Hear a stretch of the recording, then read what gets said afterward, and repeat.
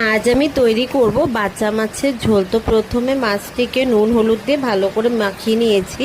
আর এখানে আমি গ্রেভি তৈরি করার জন্য নিয়েছি, দেখো, পেঁয়াজ কুচি, টমেটো কুচি, আলু কেটে নিয়েছি, আর আছে কাঁচা লঙ্কা, সাথে ছিল জিরা বাটা, কাঁচা লঙ্কা বাটা, আর ছিল তোমার পেঁয়াজ বাটা। তো এদিকে আমি তেলটা প্রথমেই কড়াইতে দিয়ে দিয়েছিলাম গরম করার জন্য, আর মাছটাকে ভালো করে ভেজে তুলে রেখেছিলাম। তারপর আমি কড়াইতে দিয়ে দিলাম কালো জিরে ফোড়ন।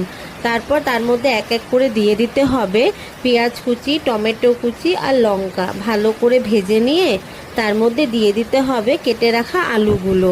তার মধ্যে কিছু সামান্য পরিমাণ নুন আর চিনি দিয়ে ভালো করে কষিয়ে তার মধ্যে দিয়ে দিতে হবে বেটে রাখা পেঁয়াজ বাটা, আদা বাটা আর কাঁচা লঙ্কা বাটা। তো দেখো, আমি এখন সব কিছু এখানে দিয়ে দিয়েছি। তারপর এটাকে ভালো করে আমি মিক্স করে নেব। তারপর কিছুক্ষণ কষিয়ে নিয়ে তার মধ্যে দিয়ে দিতে হবে পরিমাণ মতো জল। জলটা দিয়ে 5 থেকে 10 মিনিট ভালো করে ঢেকে রাখতে হবে।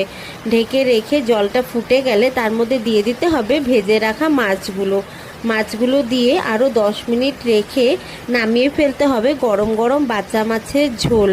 খেতে ভীষণ ভালো লাগে, তোমরাও ট্রাই করে দেখো, আশা করি ভালো লাগবে। শুভরাত্রি।